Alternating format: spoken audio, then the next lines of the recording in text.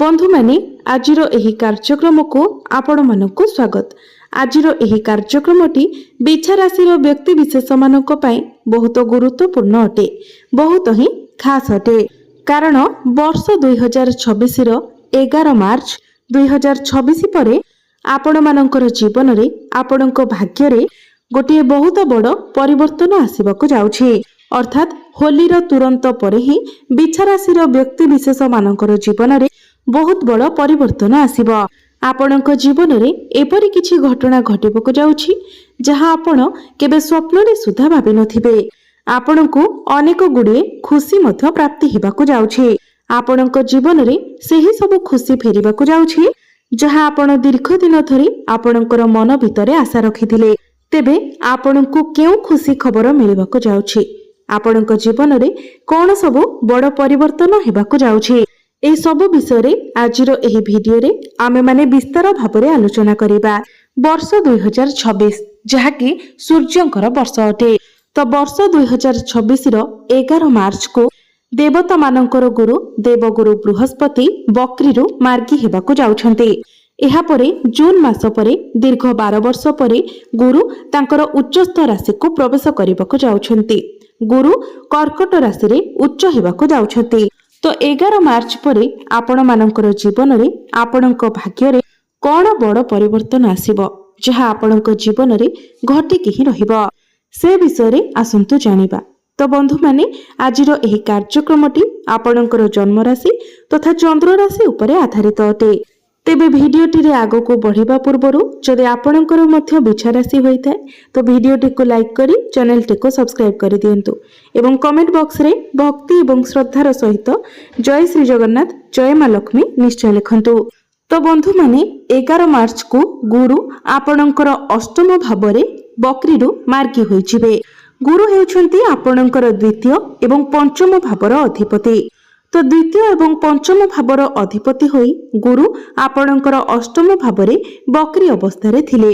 पंचम भावटी हेउछि आपणकर शिक्षार भाव, संतानर भाव एवं प्रेम जीवनर भाव। तो पूर्वरु आपणकर प्रेम जीवन रे समस्या देखा देउथिला। छोट छोट कथा रे आपणक मध्यरे मनांतर मतांतर हेउथिला, कଳି झगड़ा हेउथिला। कारण गुरु आपणकर अष्टम भावरे बकरी अवस्था रे थिले। एमिति कि आपणक मध्यरे ब्रेकअप मत हो जायथिला। किंतु मार्च 11 तारिख को गुरु जेतेबेले बकरीरु मार्गी होइछिबे तो सेतेबेले आपण एसबुरे सुधार देखिबाको पाइबे, एक सकारात्मक परिवर्तन देखिबाको पाइबे। सबुठारु बड़ कथा हेउछि जून मासरे जेतेबेले गुरु आपणकर नवम भाव को चली जिबे एवं आपणकर पंचम भाव को देखिबे तो एहा फलरे आपणकर प्रेम जीवन रे जहाँ भी किछि समस्या लागि रहितिला से सब दूर होई जिवो। एक विराट बड़ परिवर्तन आपणक जीवन रे आसीबो। जो माने अविवाहित अछंती सेमानकर विवाह जोग खोली जिवो एवं खूब शीघ्र विवाह मध्य होई जिवो। जून रु नवेम्बर मास मध्यरे आपणकर कोनोसी नूतन संपर्क मध्य गढ़ी उठी पारे।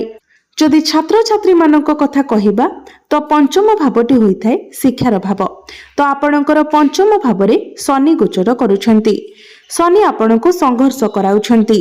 शनि हेउछंती कर्मकारक ग्रह, कर्म फलदाता, न्यायर देवता। तो आपणको आपणकर शिक्षा क्षेत्र रे अधिक परिश्रम करबाको पडुछि। किंतु आपण आपणकर पाठ पढारे सेतिकी फोकस करि पारु नाहंती। आपणकर एकाग्रता रहु नाही। तेबे मने रखंतु शनि जो स्थान रे गोचर करिथांती सेही स्थान सह जड़ित कर्म द्वारा आपण को अधिक नियोजित कराई थांती।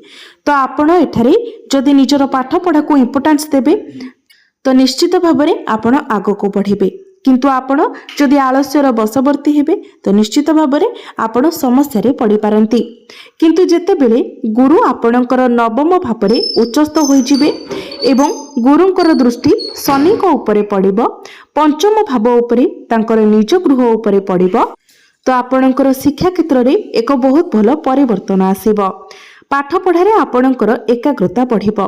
जदि आपण किछि चाकरी पई प्रिपेयर हेउछंती, कोनोसी सरकारी चाकरी पई प्रिपेयर हेउछंती, कॉम्पिटिटिव एग्जाम पई प्रिपेयर हेउछंती तो आपणको एठारे शुभ फल प्राप्ति हेबो। बृहस्पतिंकर दृष्टि आपणकर प्रथम भाव उपरे मध्य बढ़िबो, जहा फଳରେ आपणक मध्यरे ज्ञान बढ़िबो, बुद्धि बढ़िबो, आपणकर मैच्योरिटी लेवल बढ़िबो। पूर्वरु आपण ज्योति पई अनेक संघर्ष करुथिले सेही जिनिस आपणको प्राप्ति हेबो। पूर्वरु आपण प्रत्येक कथा को नेकी कन्फ्यूज रहुथिले, ठीक डिसिजन आपण नै पारु नथिले, केउटी ठीक एवं केउटी भूल ता मध्यरे पार्थक्य आपण बुझी पारु नथिले, आपणकर मन विचलित रहुथिला।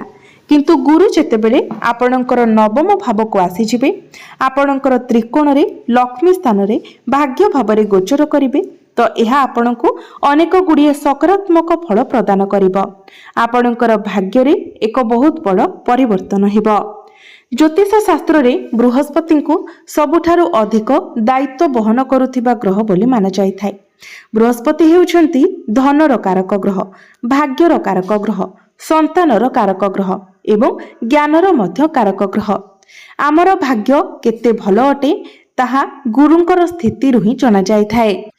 तो गुरु भाग्यर कारक ग्रह होई आपणकर भाग्य भावरे तेबे गुरु हेउछंती आपणकर द्वितीय भाव, धन भाव एवं पंचम भावर अधिपति। तो गुरुंकर स्थिति एठारे जेतेबेले मजबूत रहिबो तो आपणकर धनरे मध्य वृद्धि हेबो। आपण अनेक दिन धरी जे कठिन परिश्रम करुथिले, संघर्ष करुथिले, प्रयास करुथिले, से सबुर फल आपणको प्राप्ति हेबो। गुरुंकर दृष्टि आपणकर प्रथम भाव उपरे रहुछि, जहा आपणक मध्यरे मैच्योरिटी लेवल को बढ़ाइबो, आपणक मध्यरे दायित्वबोधता को बढ़ाइबो, यह आपणक मध्यरे ज्ञान आनिबो। जेतेबेले गुरु आपणकर तृतीय भाव को देखिबे, आपण निश्चित भावरे छोट छोट यात्रा एवं आध्यात्मिक यात्रा करिवे, कारण गुरु हेउछंती धर्मर कारक ग्रह एवं धर्म स्थान रे ही गोचर करुछंती। तेणु एही जून मास परे आपण अनेक गुड़िए धार्मिक यात्रा करि पारंती। आपण लक्ष्य करुथिबे जे आपणक मध्यरे मोटापण बढ़ी जाउछि, आपणकर पेट संबंधी समस्या देखा जाउछि, बदहजमी भली समस्या देखा जाउछि, एलर्जी इन्फेक्शन भली समस्या मध्य देखा जाउछि। किंतु जून मास परे आपण ए सबुरे एक बहुत भलो परिवर्तन देखिबाको पाइबे।